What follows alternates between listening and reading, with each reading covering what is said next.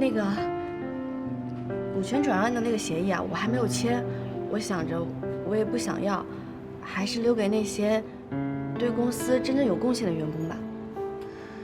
子珊，如果是因为你不用说了，我要搬走，跟昨天那件事情一点关系都没有，就是我自己想搬。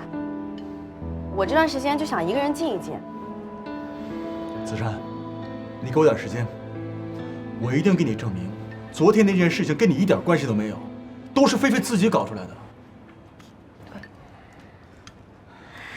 大鱼，我真的特别感谢你。我知道你相信我，但是我是觉得这个事儿吧，真的没有必要。为什么呀？因为昨天我就在现场，我就是当事人。到底发生了什么事情，没有人会比我更清楚了。我说了，我搬走跟昨天事情真的没有关系，我就是想一个人静静。这段时间，我觉得特别开心，我很感谢跟大家在一起相处的日子，特别谢谢你们都喜欢吃我的饭。我也觉得，在这里我拥有了很多很美好、很幸福的回忆。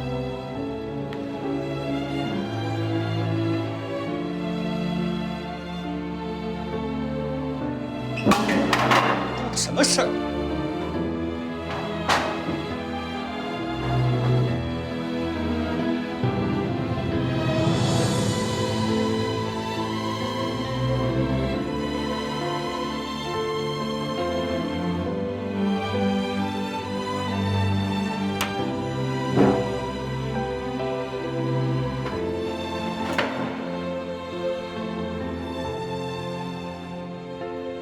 吃饭，我饿了。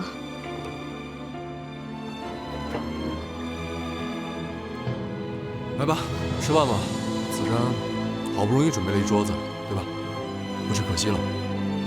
俗话说得好，世人皆可富，唯有美食和真心不可辜负。只有吃饱了，才有力气跟那可恶的命运抗争。来，这是。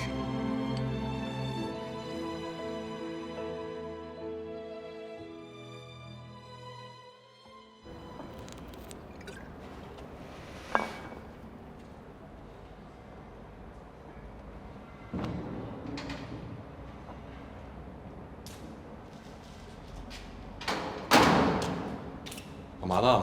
大半夜不睡觉？烦。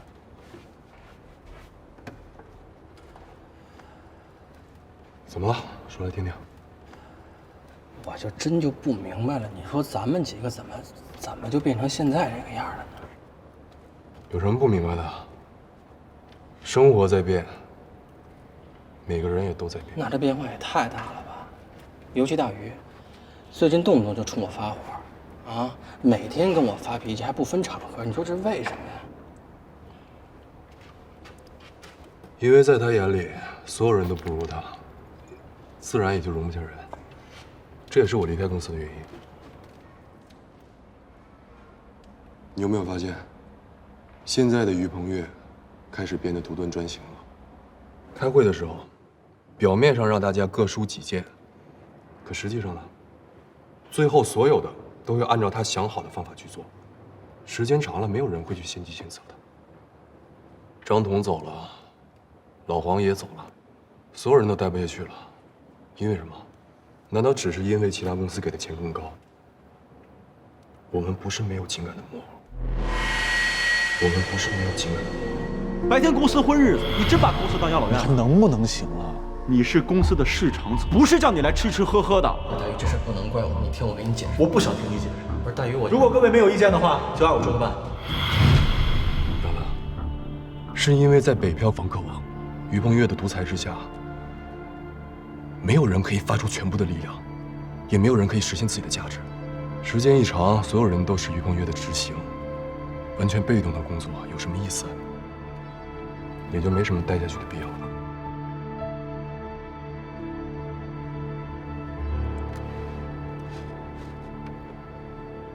杨乐，难道你就不想再向前走一步。难道你想一直在于鹏月的阴影之下一直混下去？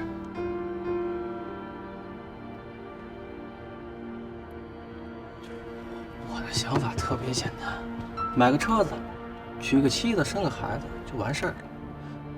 我没你们那么大本事。天生我材必有用。杨希伟，从我第一天认识你的时候，我就知道，你不是他们眼中那个混吃混喝的人。你也想实现自己的价值。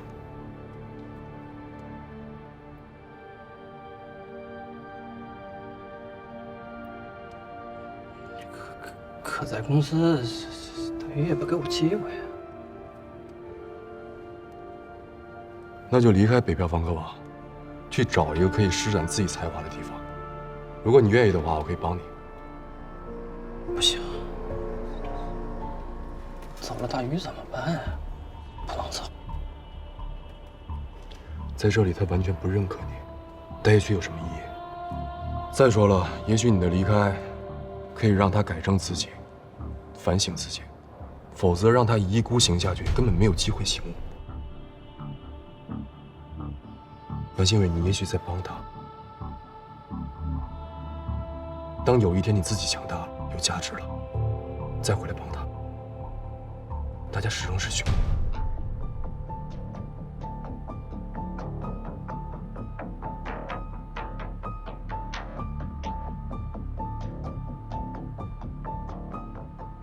行了，别想了，回睡觉，走，睡觉，睡觉。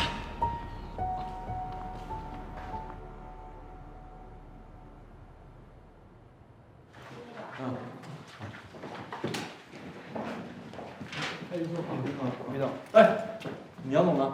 不好意思，于总，杨总他怎么了？办公室还没开门，还没来。还没来？这都几点了？啊？现在给他打电话，马上打，20分钟之内给我赶过来，跟他说是我说的，赶不到的话别干了。不用打了，我在这儿呢。有什么事进来说。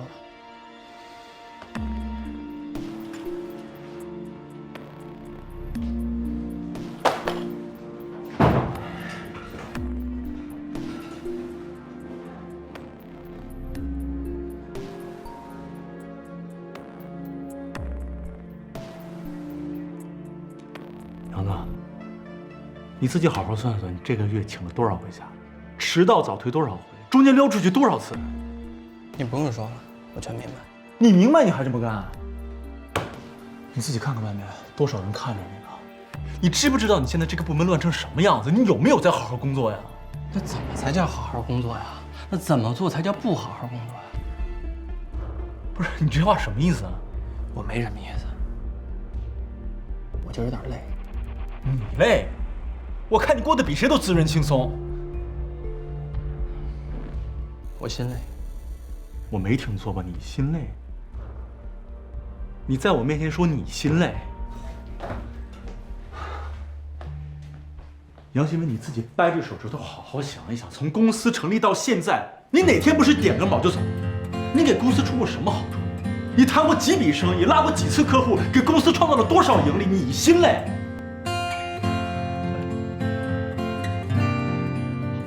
我真明白，我们所有人跟你比都比不了。你最累，你每天最辛苦，你起得比鸡早，睡得比狗晚。我每天这样看着你都累。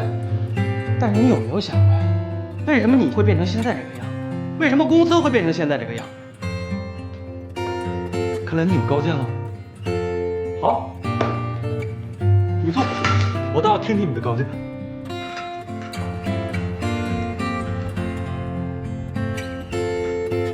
你想听什么？我告诉你，于鹏月，你不觉得你每天在公司态度有分歧吗？每次开会，你表面上让大家各抒己见，发表自己的意见，可结果呢？哪次大家还不都是人来人往？久而久之，谁还敢往公司献计献策呀？张总走了，老黄走了，那些跟咱们一块创办公司的元老都走了，是为什么呀？难道只是因为别的公司给的钱多吗？我告诉你，不是。大家不是没有情感的，因为大家在这儿，在北漂房客网根本就没人能体现自己的价值。根本没人。别跟我，别跟我。哎，杨子，这就是你所谓的高见是吗？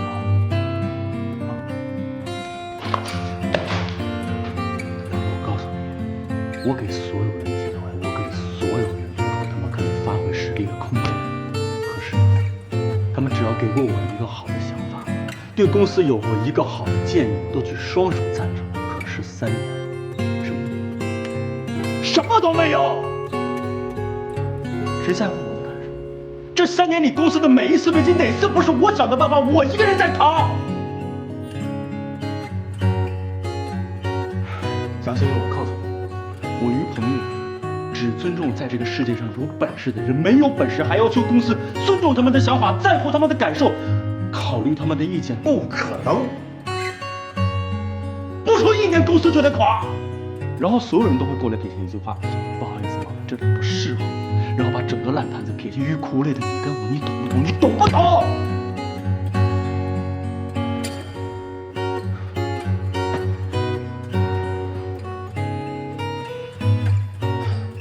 于总，你是你，我是我。既然我们这些人现在在你于鹏宇眼里一文不值，那好，那你就继续一个人奋斗，继续一个人撑起你的公司。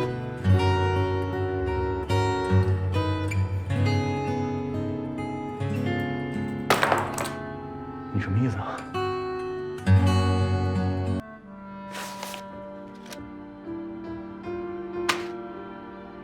这是我的辞职信。于总，作为兄弟，我再跟你说最后一句话。你好好想想，你现在变成什么样了？江湖再见吧。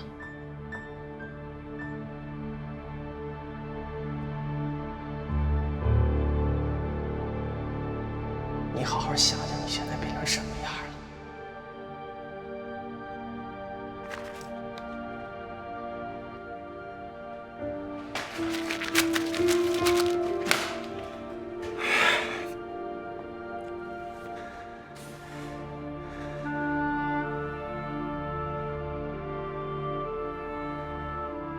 是怎么了？于总怎么和杨总也吵起来了？谁知道呢？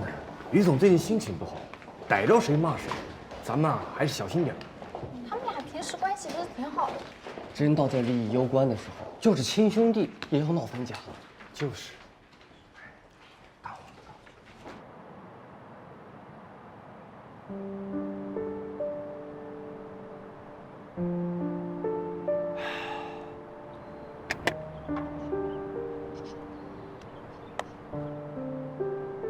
找我有事儿？你怎么一个人在这儿啊？我不是一个人啊，不是还有你们吗？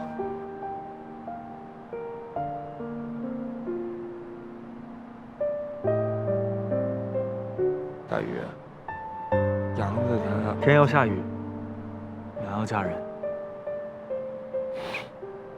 既然对我心存不满，又何必强求呢？说真的，与其等到矛盾激化了，连兄弟都做不成，还不如各自分开一段时间，好好冷静一下，对吧？说不定等他们想通了，还会回来呢。话是这么说没错，可是现在公司里边，公司那些话你不要听，他们不知道，你还不知道吗？对。说真的，对老大，对杨子，我哪里做的不好？我哪里做错了？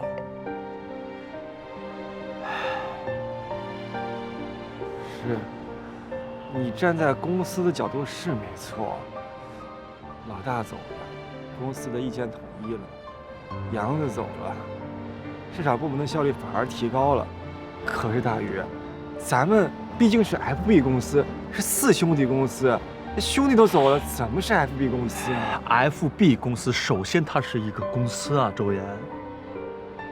是公司就得守公司的规矩，兄弟没了，我可以再找回来；公司要是没了，咱们的梦想就没了。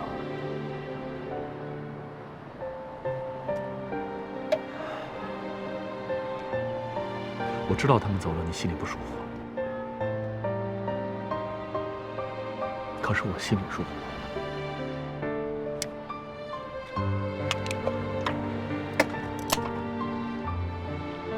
当初咱们仨为了实现老大的梦想，一直拼到现在。现在老大走了，我必须帮他把这份责任扛起来。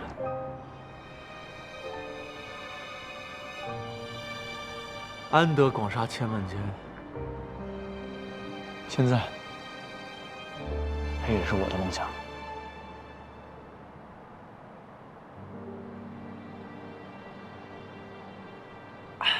好了。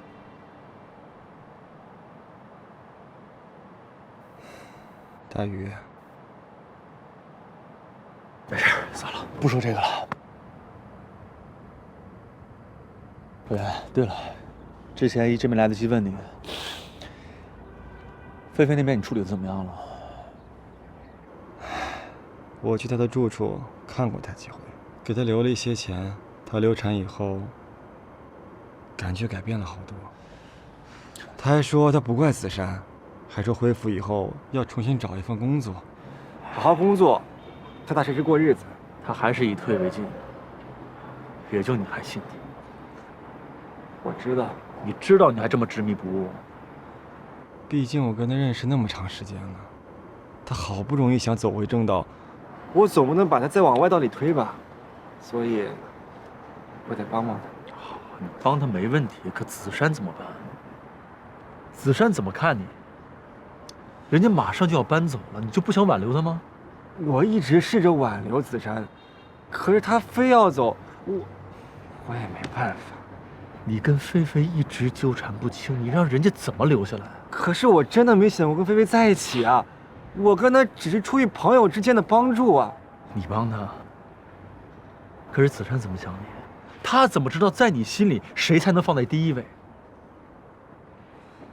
周岩，这个时候不是搞平衡的时候，你要明确站队，你知道吗？如果你真希望让子珊留下来，就跟菲菲划清界限，断得一干二净。我这样做会不会太伤人了？再说只是帮朋友而已，子珊不会那么小心眼的吧？我小心眼行了吧？啊，你自己好好考虑考虑吧。别烤糊了。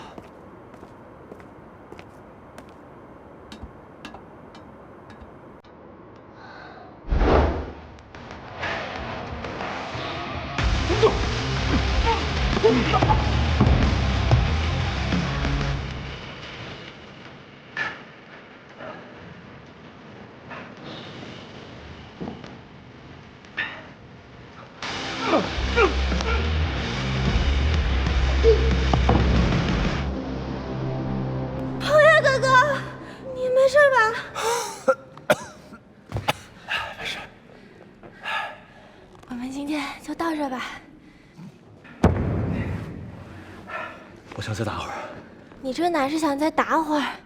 我看你就是想挨打，再打下去你会受伤的。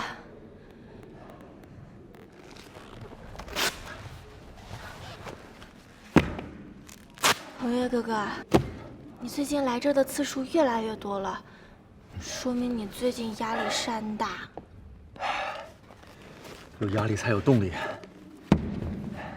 可是压力要是太大了，还没等产生动力呢，人就受不了了呀。鹏越哥哥，你有什么烦心的事儿，你就跟我说说呗，我来帮你分担。一个小屁孩懂什么呀？跟你说，你能帮我分担什么？啊？那你可以跟卓阳哥哥说嘛。我跟他说啊，3棒子打不出个屁来。实在不行，找狐狸精姐姐也行。我找他，我找他压力更大。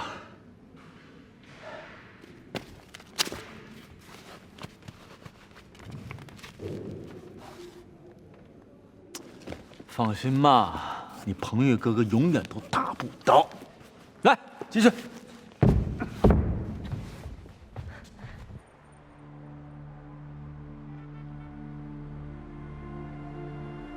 于总，供应商那边又在催了，您看。哎呀，于总，您快想想办法吧！再这么下去啊，我们部门的员工啊都快走光了。于总，不是兄弟们不努力，是对手那边实在……为什么你会变成现在这个样？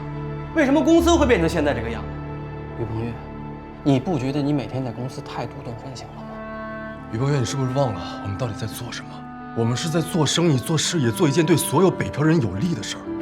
我们不是你骂我一句，我还你一句小孩子斗气，也不是杀来杀去抢地盘的黑社会，更不是让那些真正想租房的北漂人屡屡碰壁，无处安身。那些跟咱们一块创办公司的元老都走了，是为什么呀？李腾飞提醒过你多少次了？让你把目光和精力放在公司战略等大方向上，不要轻易插手公司的具体经营。可你呢？每次都对他的建议视而不见，充耳不闻，事无巨细的后果就是让公司的中层干部和底层员工无法发挥主观能动性，到最后他们就变成只会执行任务的机器了。可能在你眼里，一切没什么变化，但在我眼里，这公司从来就没有我的位置。咱们毕竟是 FB 公司，是4兄弟公司，兄弟都走了，怎么是 FB 公司啊？FB 公司首先它是一个公司啊，周岩。所以你就放下自己的道德准则，去用丑恶对抗丑恶。也许你今天还可以说你的本心没有动摇，但是明天的后天呢？如果你习惯了用一小部分人的利益去换取更大的利益，你还是原来的你吗？我们做的还是原来的事业吗？大家不是没有情感的怒，因为大家在这儿，在北漂房客网根本就没人能体现自己的价值。既然我们这些人现在在你于鹏越眼里一文不值，那好，那你就继续一个人奋斗，继续一个人撑起你的公司。这是我的辞职信。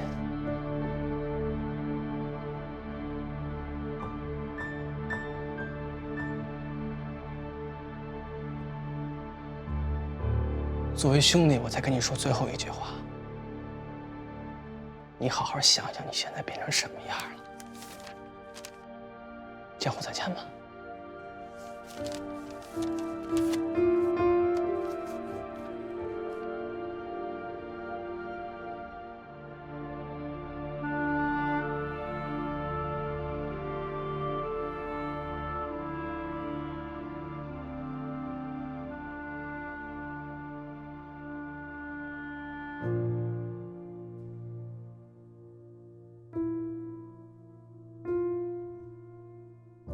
什么？咱们的活动还没启动，北漂生活网就已经启动了。是啊，我也纳闷呢，这最近也不知道怎么了，只要咱们这边刚有个新的计划，北漂那边立刻能推出个一模一样的来。一定有内鬼。周岩，这几个项目都谁参与了？就咱们仨和企划部的一些人。哦，对了，小雨也知道一些。大宇，你不会怀疑公司内部有内奸吧？不是怀疑，是肯定。啊？肯定有人泄露了咱们的底。于总，那咱们现在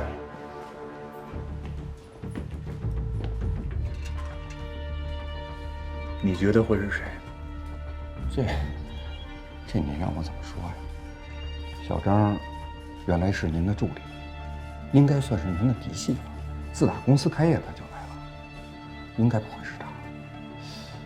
小王也算是公司的元老了，上个月您刚表扬了他，又给他加了薪，他应该干不出这种事儿来。还有小李、小孙，他们可都是专门投奔您来的，算是您的铁杆粉丝。虽然这理论上来说人人都有可能，可我又觉得谁都不太像。是啊，大宇，咱们可不能乱猜啊，不然要出大问题的。我不会乱猜，我要让他自己跳出来。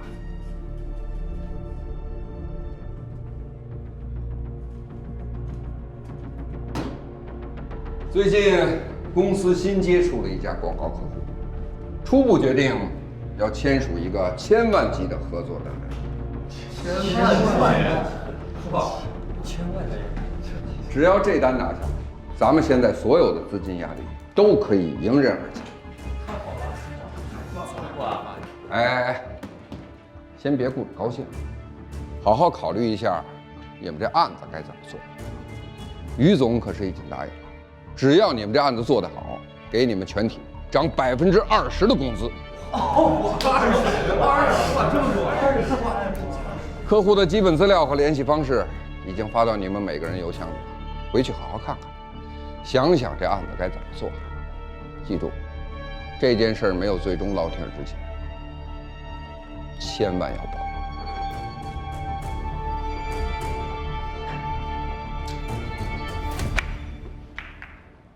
今儿怎么回事了？华干呢？就给你们涨20%的工资啊？啊？哼，干这么大的事儿，涨20%的工资，这于鹏岳也忒抠了吧？啊？谁说不是呢？哎，就这点钱，企划部的人就跟勇闯夺命岛似的，一个个拼了命的往上冲，一帮不开眼的家伙。要我说呀，还是您大。这不，我中午饭都没吃，就过来跟您汇报了。哎，不是，哎，我说，你至于这样吗？啊，就是你这打扮，这说话声音都这样。啊？不过也对啊，这种事情还是小心点好，干1、2次就得了，干多了容易露麻将。哎，您放心，这次绝对不会有问题。这份资料和联系名单，整个部门每个人手里都有一份，就算出了问题，他也不知道是谁泄的密，更怀疑不到我头上。这样的话，我就给他来一个截胡。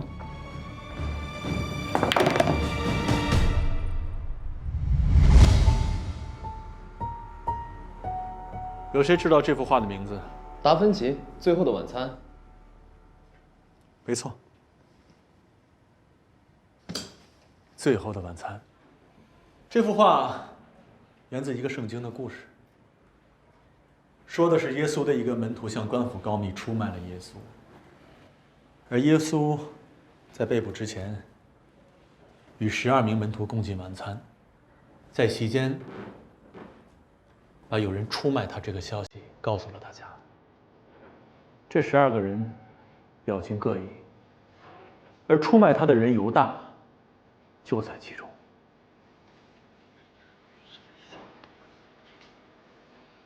知道我为什么讲这个故事吗？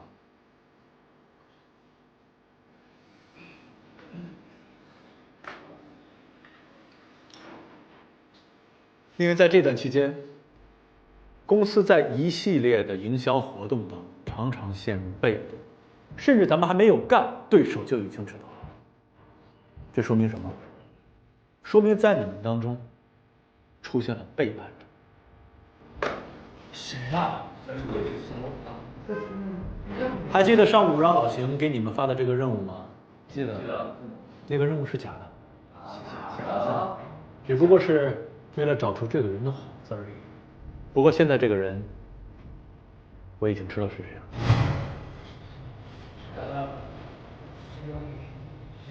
站出来吧，自己站出来。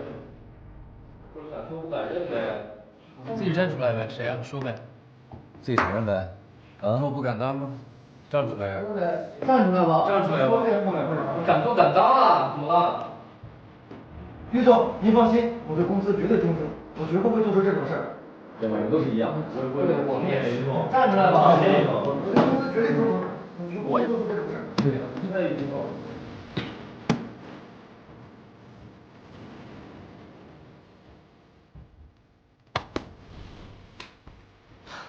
于总，您这是小张，为什么？是，于总，我不太明白您的意思。出卖公司的人就是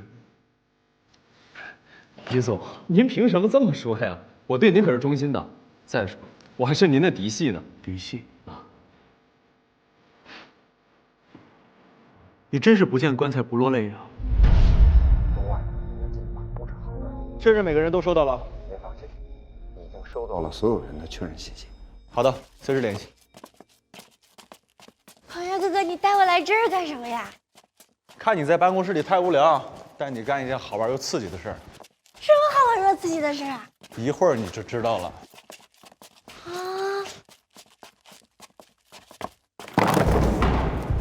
红月哥哥，你整那么多手机干什么呀？钓鱼。钓鱼？咱们公司企划部出了个内奸，我让老邢设了个局，告诉他们说有一个新的客户，给他们每个人的邮箱里发了这个客户的资料和联系方式。当然了，资料是相同的，但是联系方式却各不相同。9部手机，每部手机的号码也不相同。如果真的有人出卖了公司，那么这部相对应的手机就会收到竞争对手的电话。没明白。那我要做些什么？你呢？假扮客户。谁知道他们出卖公司之前会不会自己先打电话来摸摸底，或者是那些信以为真的员工自己先过来摸摸情况。我的声音太熟悉了，怕他们听出来。所以我来接他们的电话。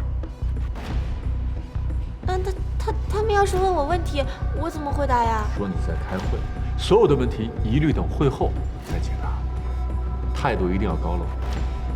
高冷。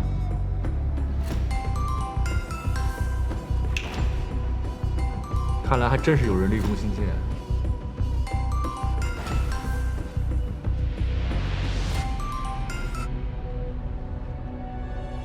喂，哪位啦？韩总您好，我是 FB 公司北漂房客网的小王。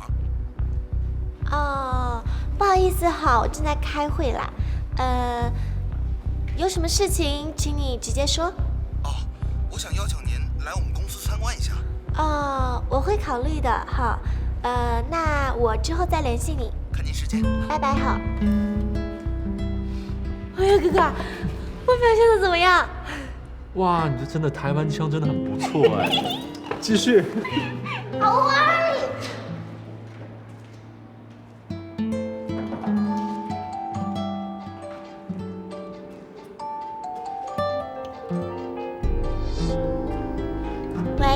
喂，你好。哪位啦？我是 FB 公司的小李。不好意思，我正在开会哈。听说您最近有个项目。我之后再回答你们这个问题。喂，不好意思，我正在开会哈。不用了，谢谢。哦，我的时间很宝贵，请你讲重点。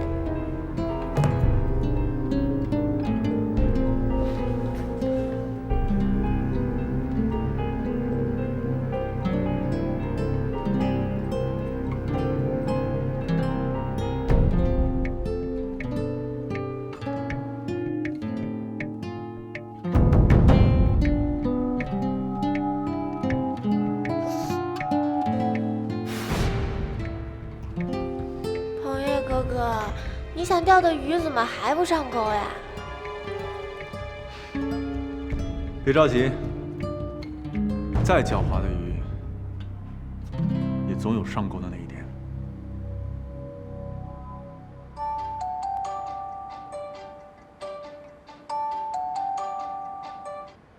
喂，哪位啦？您好，请问是蓝翠集团的韩总吗？好，我是啦。请问有什么事？我正在开会啊，你讲重点了。好，是这样的，听说您最近跟 FB 公司的北漂房客网有一个大的合作项目。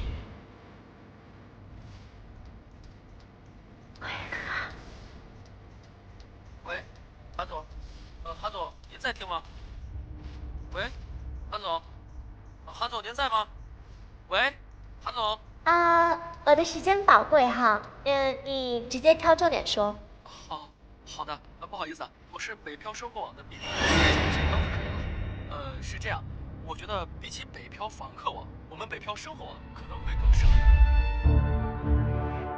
事情的经过就是这样，麻烦你来告诉我，北漂生活网为什么会给我这个特意安排的客户号码打电话，而知道这个号码的人只有你，于总我。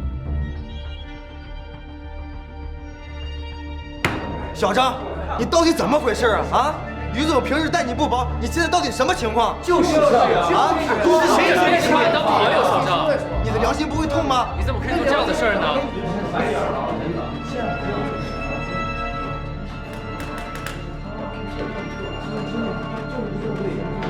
你怎么能背叛我们公司的大事啊？中秋推人这种人，公司待遇这么好。现在事情已经搞清楚了，大家回去工作吧。我想跟小张单独聊聊。谁都不应该是你啊！那我别说你认识。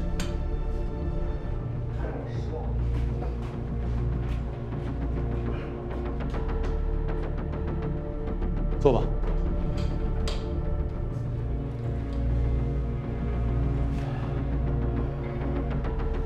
说说吧，为什么这样做？您这么聪明的人，何必还明知故问呢？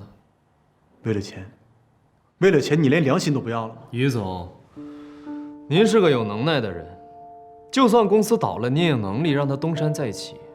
您不缺钱，可我呢？我就是个微不足道的小人物，就靠着这点工资，在这个大城市里面挣扎着活下去。我缺钱，但凡良心能换个好价钱，我是不会犹豫的。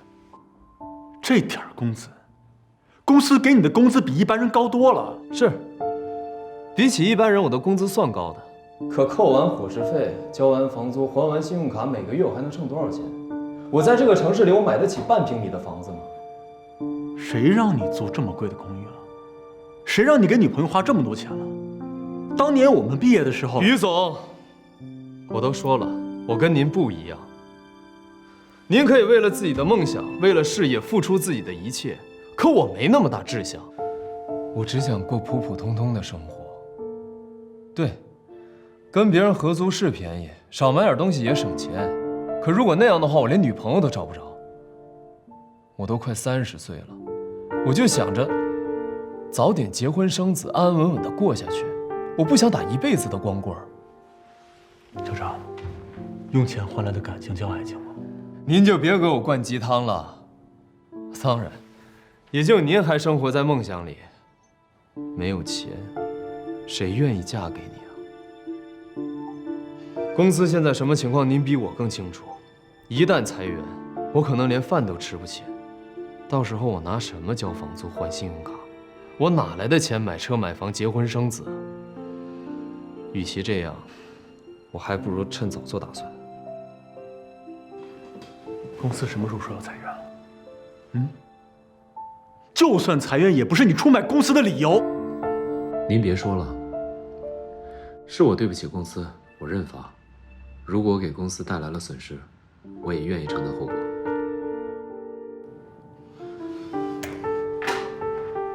如果您没有别的事情，我这就回去收拾东西去了。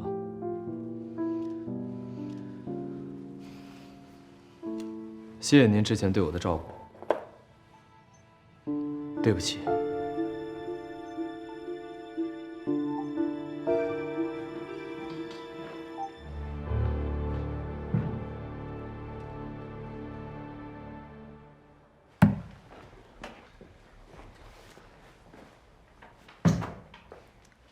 大宇，你真打算追究小张的刑事责任啊？这样做是不是有点太过了？这件事，公司人什么反应？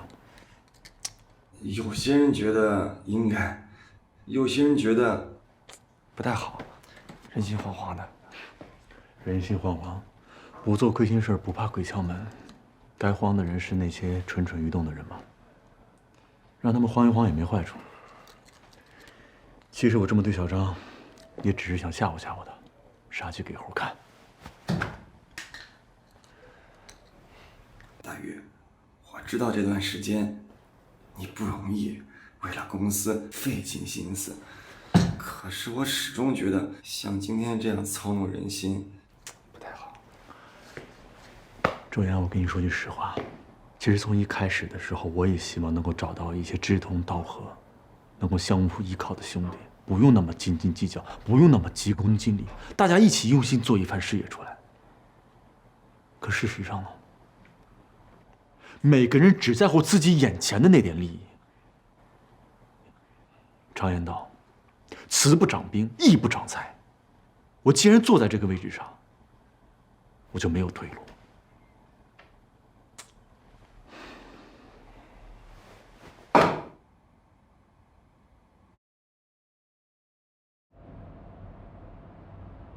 大鱼，大鱼，大鱼，你快看呀！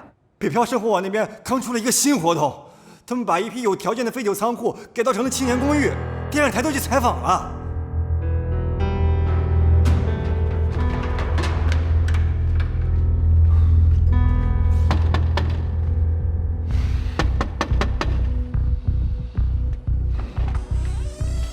大半夜发什么疯呢？自己不睡啊？你看看这个，